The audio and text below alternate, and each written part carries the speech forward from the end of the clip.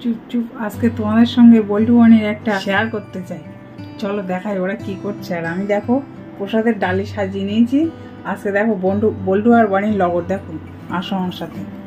বল্টু বানি ঘুমিয়ে পড়েছে।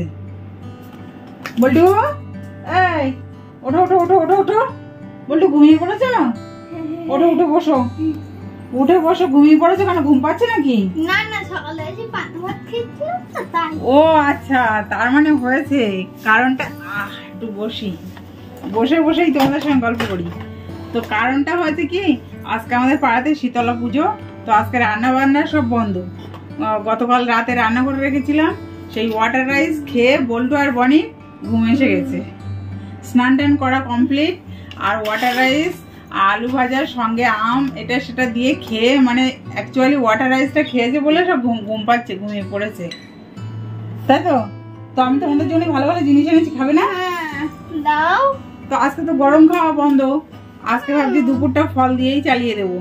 তো আমি দেখো ডালি সাজিয়ে নিয়ে চলে এসেছি। এখানে আছে আম, পাকা পাকা আম চলবে।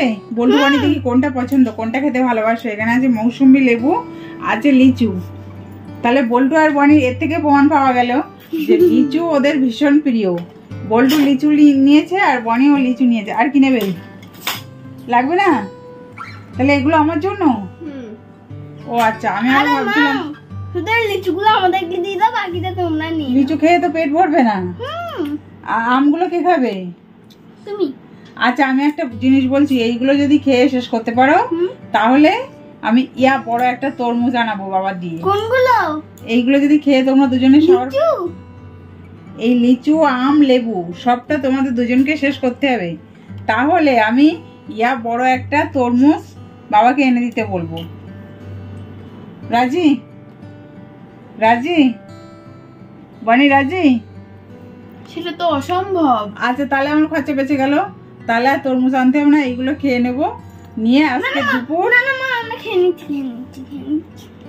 আজকে দুপুর এতেই কমপ্লিট হবে তো। তরমুজ খাবো।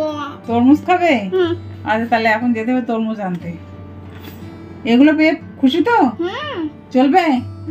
আচ্ছা তাহলে খেয়ে নাও।